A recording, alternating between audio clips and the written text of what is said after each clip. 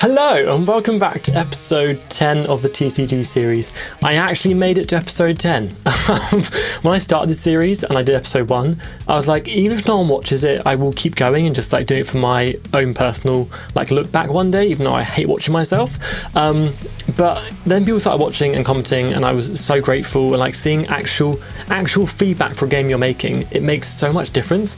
You can show your friends and family stuff, but when actual random people who you've never met before are showing interest in your game and giving you actually good feedback, it makes the process so much more fun and better. So I got a very special episode for you today. It's an update video, but also there's a lot of new stuff in here, and I'm really excited to show you something I'm working on for last 3 or 4 days now.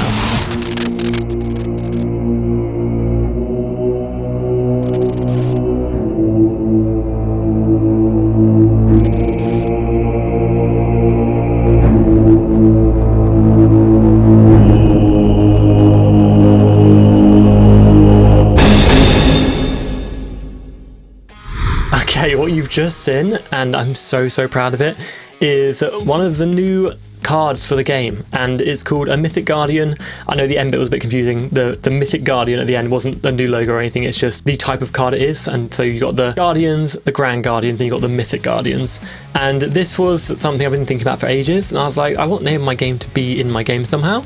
And where's the Mythic come from? Because that means obviously mystical, magical, whatever you want to say, but I also want to put it in my game. I'll have these super rare cards that I don't know how many I'm going to print, I don't know how many are going to be out in the world, I don't know if they're going to be holographic or whatever it's going to be, but I want some really rare cards that look really cool. And obviously there's major inspiration from Pokemon TCG with EX cards, but sometimes when something works, don't fix it. Obviously it's different, the different overlays, and there's not so much going on, but it's something I'm so proud of, and I've been working on it for I think I've been working on it since the start of the week, and it's now Friday we're recording this, and I finally got to the point where I was like, right, I want to make a trailer for it, I want to show you guys what I've been doing, because I'm so excited. But yeah, let me know what you guys think of that, and let me describe a little bit how it's going to be released and what I'm going to do with this card. So this isn't set in stone, so if you guys have feedback on how I should release this card, please tell me. But there's 2 versions of this card. You've got this version, which you saw in the trailer, and you've got another version, which is really cool. It's I want to say grayscale, but there is color to it, so it's more of a hue deprivated kind of version, and it's really cool. I really like it. It's something that I want for my personal collection, which I will hopefully get one myself, because that would be nice, have my own cards in my own collection. And this particular card, I want to make them holographic. Now, I plan to release this game through the Gamecrafter. I'm not sure if I said that or stated it properly in the video, but as of right now, because it's so easy to start doing, and it really means I don't have to print on demand, I want to start doing it through the Gamecrafter. That means all the products I ship to you guys will be straight from the Gamecrafter's website, and it will come from the US, which is the only downside, because half my audience in my YouTube statistics are from the UK. So it's a little bit annoying. I mean, a lot of you are from America, which is great, but a lot of you from the UK, which makes it quite expensive. And for the Gamecrafter, so how it works is if I want to release a booster pack of, of cards, of any cards I want, I have to first buy that booster pack, which means even the booster pack's £6-7. I have to add on £12 post and packaging. So it's a little bit annoying. I really want to find a way around that, and maybe I can find some sort of loophole in it. Maybe I order them all to, I don't know. But as of right now, I want to go through the Gamecrafter. Now, I've never used a Gamecrafter, but I do know from seeing other TCG websites and stuff and other TCG channels that the Gamecrafter doesn't really do a variation of holographic cards, and I really want this card I showed you to be holographic. So what I might have to do is order 20 of them in holographic, a booster pack, to me, and then I can ship them out to people when I decide what to do with them, if that makes sense. I'm not sure if I want them to actually be on the Gamecrafter. I'm not too sure. I'm trying to make this the most cost effective thing I can do. I don't care if I don't make a profit from this, as long as my card game gets to people. So I'm going to try and find a way to make it the cheapest possible, the best quality, the best products. And let's talk about the products I'm going to sell on the Gamecrafter. I haven't talked about any of that yet, so let's talk about this, because they're not ready to go at all, I promise you. There's no packaging done or anything, but I want to talk about what I want to release when the time comes. So when the time comes to release, what I really want to have on day one, ready to go, is 2 starter decks. So you've got Tidal Hurricane and you've got the Infernal Calamity decks. That'll be the most important thing. If nothing else, I want those on day one. I also want a booster pack for this set, and that will just be a standard booster pack that will have all the cards that I want to put in there. So it won't be different versions. It will just be you buy this one booster pack and you can get any of the cards I've made that I'm allowing in the booster packs. I also do want a booster box, but again, like I said to you, in order to get these products out to you guys, I have to first buy them, and the budget for this game is not only has it gone over budget, but it also, I didn't really have have a big budget in the first place.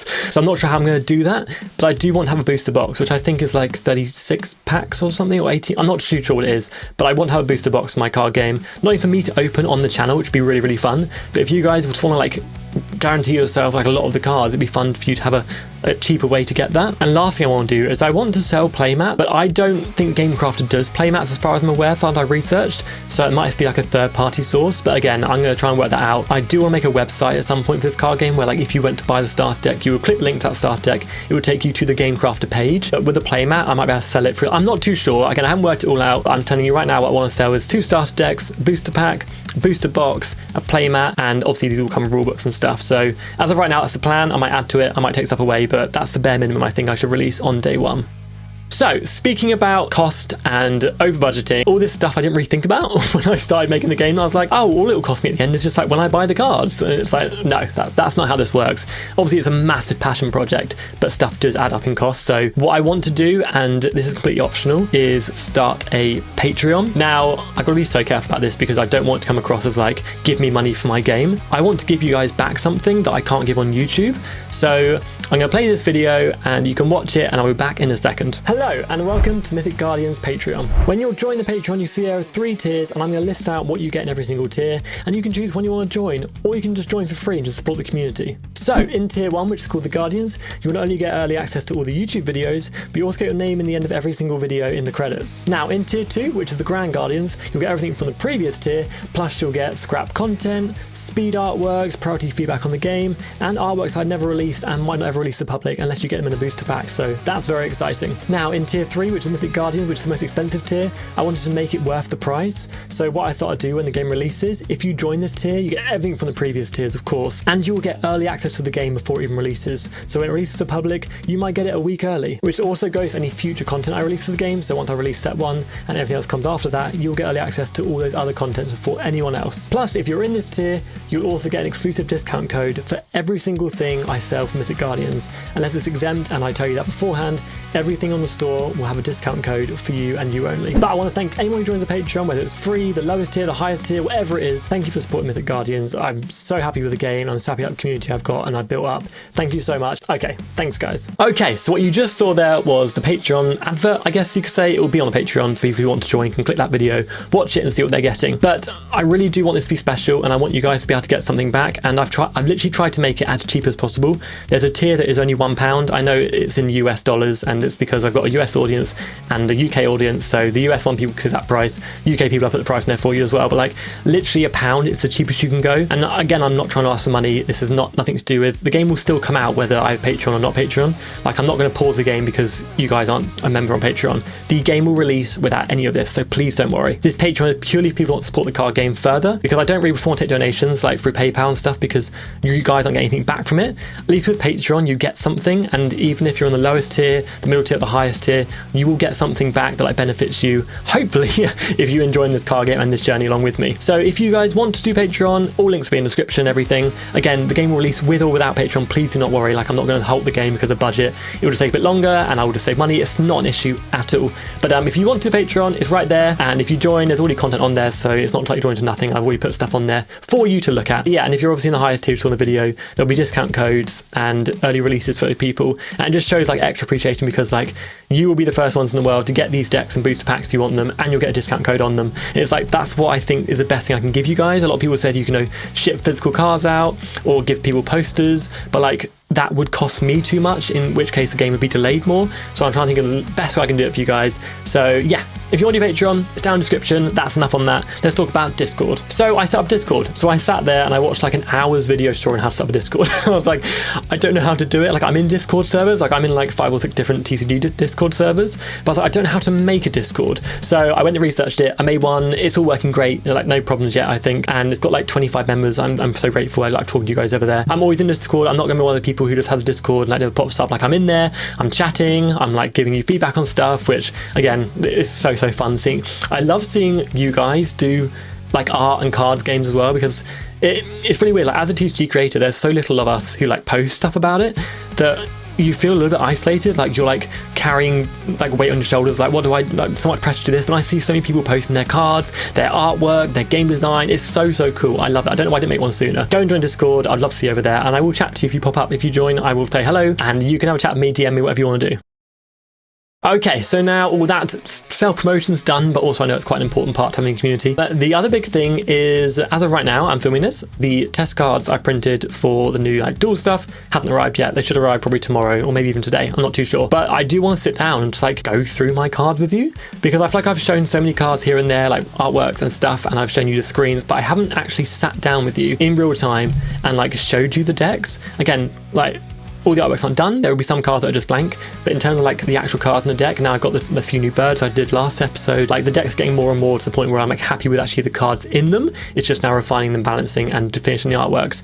But I just want to sit down with you and just talk to you guys about the cards. So hopefully, after I finish rambling now, there should be video footage of me talking about my cards and the decks. So I hope you enjoyed that. Okay, let's go through the first deck, which is Infernal Calamity. So we're starting with Infernal Skull Rider, which is the Grand Guardian. He's been buffed a little bit overall just because, and when doing some test duels, he just felt a little bit too weak, despite he should be the last resort. And this is a misprint, by the way, I should say 6 turns, so it'll be 3 of your turns, 3 of your opponent's turns, you bring it out with the seal. But yeah, I need to update that print, but again, I just forgot when I was doing the test print. That's what's fun about it. This isn't the final card, so thank God. You got Infernal Skull Rider, you got the Shrine number 1, and you'll see the shrines now have this 8 on them, which is thanks to community feedback, and there's no HP bar now, it's more just 8, and the 8's a hexagon because it matches the rank of cards. So for example, well, I'll get to the last shrine, I'll show you the example. You've got Volcanic Golem, who's changed the effect because he wasn't really using him. I use him like once every 10 duels while doing test duels, it wasn't really working, so I updated his effect, made him more universally usable. There's Stone Wyvern, which has not been changed at all, apart from, again, the layout of the card. And then, so for example, you've got Runaway Deku. So if Runaway Deku was destroyed, if your opponent destroyed Runaway Deku, your shrine would take 1 damage. And that's because his rank is 1, matches this hexagon symbol here, so he'll be left with 7 HP. Now, it might feel a bit like weak that he's only got 8 HP, so you take out 2 level 4 guardians and the shrine's gone. But you have got 3 shrines, there's ways to heal them, and level 4 guardians can't be taken out easily, so it's not too bad. But as you'll see here, and you'll start seeing from more of the guardians, their stats are a little bit more like strange. They've got like 90s and 50s and 70s in them, and that's because I've updated the stats now. Because stats don't affect the shrine HP, the attack and defense is purely for attack and defense of another guardian. So now 340 means nothing apart from just, is that stronger than your opponent's 310 card? So there's no maths involved really, it's just a case of which number's bigger and you take them out. Like, if I could give you more variation in the card, so if I'm want to make so many more cards in the future, they have to stick to like 300, 350, 400, 450. I can now have the whole range of like 310, 320, 330. So it just gives me more flexibility. I know some people might not want that because it's a bit confusing, but at the same time, I think Yugioh manages it really well, where Yugioh doesn't overwhelm you with like, it wouldn't be 347 or 341. It's just still in 10s, still easy maths, but it just means I have more options when it comes to actually giving them stats. Okay, then you've got Spirit of Nightingale. Also, I'm sorry for this glare. At a certain angle, like you cannot see the card, so I'm just like holding it like this so you guys can see without I've got matte sleeves on to try and make it a little bit better. But yeah, Spirit of the Nightingale, Runaway Deku again. Again, these are not in order. I probably should put them in order, but at the moment I'm just like, there's a duel before this I was testing out, so I'll just have them, I've just shuffled them. But I have separated them into Guardians and Resources. You've got Spirit of Nightingale, you've got Night Maid, which has been buffed as well. The Venomous Virus, which I keep changing his effect because he just keeps being too broken when it comes to, I want him to be really good, but like not too good. Every time I change the ability, he gets too broken and he kind of like breaks the game a bit. So I've changed him, I've nerfed him a little bit. The Lucky Flying Pig, and as you'll see on these cards, they've got their passive effects and stuff and vanilla effects, so I've updated all those layouts as well from the previous video. And then you've got the main vanilla monster. Think of this as like your vanilla monster in Yu-Gi-Oh, who's really strong but no ability, so he has really good stats, but because he has no ability you can like have those good stats. If he had a really good ability as well, I'd have to nerf those, but it's still a rank 1 guardian, your best rank 1 guardian in this deck offensively, so that's really fun. I think there's 3 of these, 3 Twin Infernos, another Collision Comet, and then Candy Floss Dragon, who's your summoner, so he gets out, all the better dragons and stuff and Trubik cards. And again, you don't run Trubik cards in this deck, but if you wanted to put this card in a Trubik deck, it gives you like means to do so. I don't want to make all these cards just focus on dragon and fire. because I feel like that's going to limit you if you want to take these cards out of this deck and put them into a new deck. So he does Cherubic cards as well. You run 2 of those, and you've got Shinfu the Crimson Thief, whose Sin has been buffed to rank 2 because I feel like he just deserved it. He had a bit of a rocky start because he kept being overshadowed by Twinferno. So I buffed his stats, I buffed his ability, and given him a rank 2 status, which also gives you more rank 2s in the deck. And I think he's run at 3. And then you've got Draco Blaze, who's a rank 3 Guardian. Again, he's not in order, I'm sure there's more rank 2s to look at. But yes, he actually got nerfed because he used to be a rank 4. But I only want 1 rank 4 now in these decks. I feel like having too many kind of took away from how good they would be. Like, you know, if you bought a Kyber starter deck and you had, you know, a Blue Eyes, you had a Red Eyes, it all felt like they were too strong. I wanted to have like 1 big monster and then the ones that are a little bit below it. But yes, again, he's got his new ability which is stacked, so that's been added, which means like if you played him, you had like cards almost like underneath him, you have to take a card away due to this effect. Very much like XYZ monsters, and you know what, there's no shame in that. If it works, it works, and I like it for my game. Then you've got Spitfire Serpent, who is another rank 2, which I really like this card. Again, I really want to see some of these cards in holographic. Like this would be one of those cards that looks really good in holographic. It just depends what I can do with that. But yeah, he's been buffed a little bit, and his ability's been buffed, just making him a bit stronger. And then one of my favourite cards, this one I really want, even if it's just like my personal collection, if I can print him in holographic. With holographic, I really wanted the cards to like have the holographic backgrounds, but then the monsters still be just like matte, because I feel like if you do a whole card holographic, it can still look really cool. It's, I don't know, maybe I've never really seen my cards in full holographic, so I can't speak on that. But yeah, Infernal Hydra, Spitfire Serpent. Again, if you want to pause and look at any of these cards in more detail, obviously go for it. I'm hoping the camera quality is good enough where you can kind of zoom in and read. Hat Trick Magician, he's been buffed. Skull Dragon, again, he's been buffed because the rank 3 is a little bit stronger now overall. I really like this card. This artwork is one of the ones I drew. I just really like it. It's one of those like standard dragons that you just think, oh, that's really cool. And then you've got the biggest monster in this deck, the Great Storm Kaiju, which I really like. And he's, you know, he's nearly on par attack-wise with the Grand Guardian. He's not quite, and is, you know, he is absolutely beatable. He gets in defense, and his ability obviously means you can't just spam it. Now you've got that new stacked effect we put into play. But yeah, I really like this card. Okay, and here's a big change I haven't shown off yet. I was waiting for these cards to arrive before I showed this change off. That are resource cards, I just see have got, actually not great for the background, but we've got a purple border now. So before they were just the same colour as these ones, but when they're on the field or in your hand, they all look too similar, so you couldn't really tell without like taking a proper look which ones were Guardian, which ones were resource cards. But now all the resource cards have purple borders, so it just makes them stand out a bit more, and it goes with that kind of like orangey gold and purple theme I've got for my game. So that worked out really well. It's actually a coincidence, but I like it now. You've got a new card which is Guardian Armor, and this is an attached card. So, you know, if you've got a Guardian on the field, okay, you probably can't see that too well, and you can attach this under it, and you know, it will count as like, not only it will count as a stat card which you can take out, but it will also be like a buff to the card. So you've got like ways to increase the power of your already on play Guardians, which I think is really fun. Let's put this out of view. Okay, and then you've got Counter Attack, which I'm pretty sure I used in the test stall. Again, some of these cards haven't got artworks yet, but you know, you've got to print stuff off and just test it either way. Fortune Draw, which has the OG back on it, which I thought was really, I was going to change it and update it to the new back, but I kind of just like how it looks. It just feels a bit nostalgic to me now. That was like January, February, and I just kept it in the card. I think it looks quite cool. You've got Dragon's Breath. You've got a new card, which is Resupply. So a lot of you guys had feedback of making this card game have more draw power. So now you've got this card which you can literally draw 6 cards have in your hand, rather than just like hopefully drawing 1 card each turn in your hand slowly dwindles. So you've got more buff to those kind of cards. You've got Vortex, which has got new artwork, which is pretty much like your, you know, destroy all the cards in the field, like a dark hole kind of card. Promotion, which shows a little bit of lore. You know, you've got your Pond Pole promoting into a Ronan Croakin, even though technically nothing evolves in this game. Like, you can probably see that this little tadpole turned to a frog. Thought it's a little bit of cool lore. Again, another Fortune Draw. Infernal Seal to get out your Infernal Guardian. The Sorcerer's Shield, again, hasn't changed at all, really. Some of these cards just worked in playtesting, so I haven't changed them. Void Rescue, which means you can only take out cards from your Void, so it's been nerfed a little bit. And some people said that, you know, even if I brought back the Great Storm Kaiju with it, it will have no stat cards under it, so it won't have any effects. It'll just be a beat stick. So yeah, I've nerfed it a bit, and it's no longer going to bring back anything you want to from the Void. You've got Flare Wand, which is another attached card, which means, you know, you can attach it to a Fire Guardian, and it has a good effect. Arena Bombardment, which again is kind of Field Wiper. Shrine Restoration, which again now has been nerfed, well, not nerfed, but changed, so it only heals a certain amount off your smaller life on your shrines, which I think is better. Another Flare Wand, Puny Punishment for those weaker cards that may need to like have that push to like attack over something stronger. Just, it's not an attached card, just an overall power up to your whole side of the field, which I think is quite fun. Drainage. And then you've got Guardian Roulette, which was actually in the game. I just took it out because I didn't start using luck cards, but someone wanted luck cards in the game. You know, a few people commented and said you need more chance cards. So here we go. We have the chance card for this deck. We have a different chance card in the other deck, but Guardian Roulette, I quite like the artwork. It's got some little Easter eggs to cards that haven't been released yet, which is quite fun. So we'll skip through that. And then we've got one more Guardian Armor. But yeah, that's the Infernal Calamity deck. I'm really happy with it. I can't wait to see this card holographic. I'm so excited. But let's swap over to the other one. Okay, so I think originally the Infernal Calamity deck, this deck was probably my favourite in terms of just having like the cooler cards.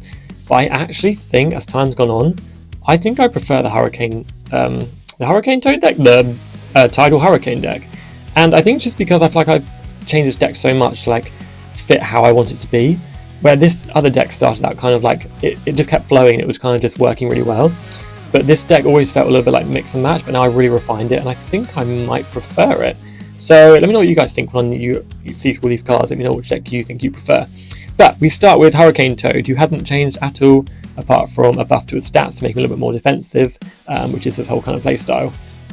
And then we've got a new shrine, which has not been drawn yet, but it's Hawk's Nest. So it's a breeze shrine, quote unquote. Again, the shrines don't have types, but they do help breeze cards. And the reason I haven't given shrine types is because I don't want people to get confused, like think they can search them or anything like that. Like I just want to keep them vanilla, but they will have like their picture and stuff will obviously indicate probably what types they affect and buff. And there will be some shrines that are just universal. Maybe your shrine could be like every card in your field gains, 50 attack, or every card in the field gains, like there will be universal ones, but I think for the starter decks, I want to try and keep them more themed. So you've got Phantom Knight, which affects warriors. Again, there's quite a few warriors in this one. And then you've got Kraken's Reef, and you should have 2 of those. Again, these haven't changed, just the fact that their layout's been changed like the other ones. Okay, and then let's get on to the Guardians, and this one's changed the most, I think. Because we used to have the insects in this deck, like the Brittlebug, Starlight Cocoon, the Moth, and the Butterfly. But now we've changed them. We've got the Wandering Warbler, which I said in the other video is like one of my favourite artworks I've done. I'm not sure why. It's nothing that special. I just really like it. And it looks really pretty when printed out in these colours. Again, these are all free prints. If you want to see how I print my cards out, I've got a whole video on my channel. They are a little bit big sometimes, and free print isn't perfect, but every time I print them off, they've always fit in sleeves, so it's always been okay. You've got the Melodic Perch, who, again, new artwork, again, just within a monster, just a little description. And I think it's a nice little touch, reminiscent of Yugioh's description, and I think Pokemon need to have descriptions. I think Pokemon got rid of their descriptions on their cards for some reason. I'm not sure why. They used to have like, the Pokemon stats need to have like description at the bottom. I'm not sure why they got rid of those, but yeah, descriptions, I think it brings lore to your game. And 2 of those, each of those. And you've got the Stormcaster, who got nerfed a little bit because he was a little bit broken. He was like taking out like level 3s and stuff with his effect, and I was like, okay, it's fun, but it's not really balanced. So he got nerfed. Night Mage is universal for both decks. And then one of the new Guardians is Ponpole. Now this is a lot of support for your Aqua Water cards, if you want to call it. I really like the artwork, seeing this little bubble ready to break out. So yeah, again, obviously pause and read whatever you want of these. Lucky Flying Pigs in both decks. And then Pots and Panda, who is now a Warrior and Breeze monster, who originally was a Trubik, but I've changed him to Breeze, so he can affect both Breeze and Warrior cards. So it benefits his deck a lot more. Then we have another Ponpole, I think we're running out of 3. Another Stormcaster, another Night Mage, and then Springjaw, who is just as good as ever and can still attack directly. Which is really, really fun, and when he attacks directly, obviously he would do 1 damage to a shrine. So he's still just as strong, really, with the new power scaling. Cryogon, Ronan Crokin. I think Cryogon is also a vanilla monster. He did have an effect before, but I've changed him to just be a vanilla beat stick with good stats, and he is rank 2, so that's very, very good for rank 2. And you've got Ronan Crokin, who has been made of rank 2, just like Shinfu, because I felt like it made sense like Ponpole was the rank 1, and then it goes into rank 2, which is Ronan Crokin, and then the rank 3, which you'll see in a bit. But yeah, he's got a stacked ability which works well with Ponpole as well. So there's some more synergy in this deck now. Again, another Ponpole, another Ronan Crokin. I think there's 2 Ronan Crokins. Soaring Tanuki, which I really, really like. Just a standard, good, really fun card to use. Again, a rank 2. And then you've got another Springjaw, and you've got Coral Dragon, which I think might be like top 5 favourite artworks. When I drew him, and before I did the background and stuff, I was like, it's cool, but it's nothing special. Like after making these, I think this would be really cool holographic as well. Again, I don't know how I'd do it, but this card would be a really cool holographic card. But yeah, just a really good Coral Dragon. He's also a counter to the Dragon deck, because when he attacks a dragon, he gets more attack points, which is really, really fun. Another Cryogon, another Pots and Panda, and then Night Falcon. who a lot of you guys in that last video really liked. I got a funny comment that was like, you know, the head's disproportionately big, and yeah, it is. But I'm trying to think about, like, obviously you're looking at this scale, so anything here in the card is bigger than anything back here. It's just, again, his head probably is too big, but it's just fun, you know.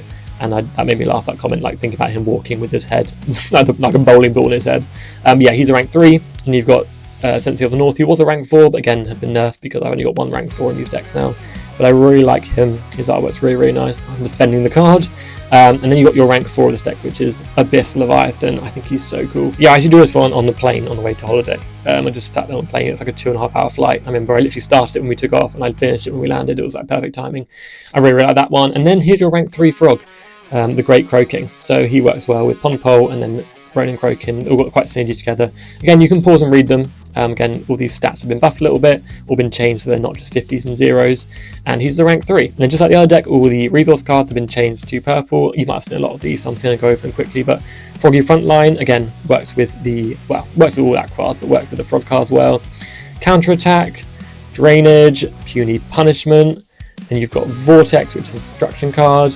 Void Rescue, Sorcerer's Shield, Tidal Wave, which is a counter to Dragon's Breath. Again, these have been nerfed from community feedback. Resupply, Reposition, Fortune Draw, Promotion, which is cool now, which has the artwork from the game. Another Fortune Draw, Lucky Clover, which is the luck card of this deck. Again, a lot of these decks do share resource cards, because I know if I spent forever drawing resource cards, it would take too long. But yeah, Lucky Clover's the luck card of this deck, which is super fun. And then Bubble Gloves, which I think is really cool, and it affects both Aqua and Warrior type cards. Again, the attachment card of this deck, just like Flare Wand in the other one. Run 2 of those, and Guardian Armor, which will run 2 of those, and your Tidal Seal, which I still have not drawn. But yeah, that's the one you bring out your Grand Guardian early with the turn timer. But that's it for the decks. I'm really, really, really happy with them. Again, let me know which one you guys prefer, like in terms of what cards you see. Do you prefer the Tidal Hurricane deck or the Infernal Calamity deck? I'm going to try my best to make these decks as unique as possible, but you know, as a solo game creator, it's hard to like draw every single card. Like, there's sometimes where I just have to reuse stuff. But yeah, I'm very, very happy with it. Again, it will keep changing until release, but that's the decks for now. I'm going to go test them after this, have another play with them, and yeah, enjoy the rest of the video. Okay, so I hope you enjoyed looking at my cards and seeing what's in there and just seeing my cards all throughout, because I feel like I just don't show them enough. I show them like so sporadically. I wouldn't even know if I didn't make the card myself and I was watching my videos.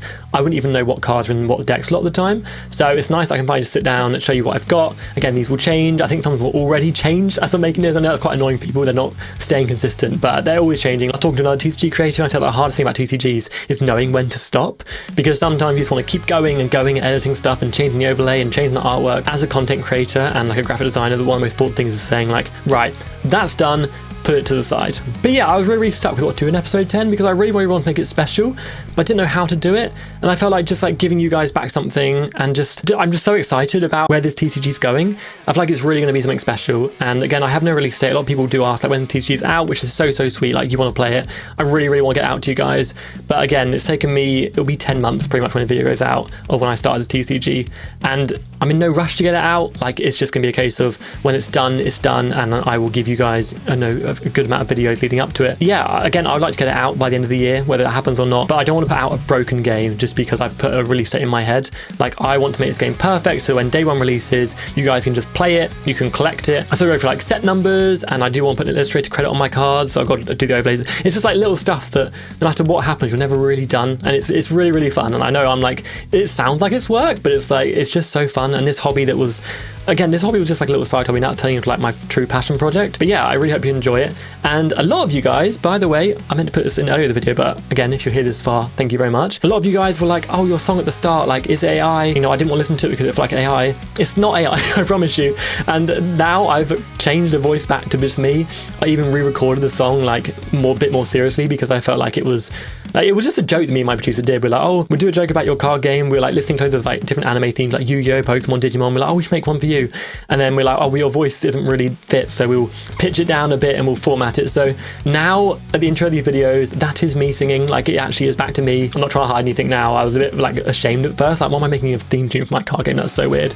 But I'm gonna be proud of it. I like it. I think it's fun. I re-recorded it now to make it more fun. But yeah, if you guys like the theme tune as well, if you go to Patreon, the whole theme tune thing will be there. If you want to download it, I don't know if you'll download it.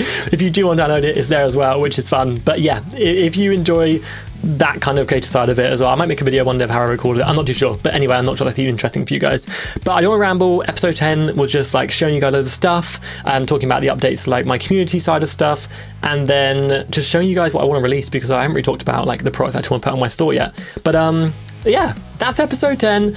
Again, not too much new content to do with the card game, but a very important episode. I just want to say thank you so much for 700 subscribers. Like, that's amazing. I don't know how I reached that, because I literally put a video out thinking I might get like 10 views and 10 subscribers, and now I'm on the way to 1,000, and I'm so grateful. So thank you so much. And if you have any feedback for this card game, anything else you want to add, comment section. You can go to Discord now. You can talk in the community page on Patreon. You can email me, like anything you want to do. As long as you want, just I love hearing from you guys. So anything you want to do, just go for it. But yeah, thank you so much for watching, guys. I really appreciate it, and I'm very excited where this card game is going. And I will see you on episode 11, which hopefully should be more card updates and more actual game updates. But yeah, thank you for watching. I will see you next time. Bye, guys.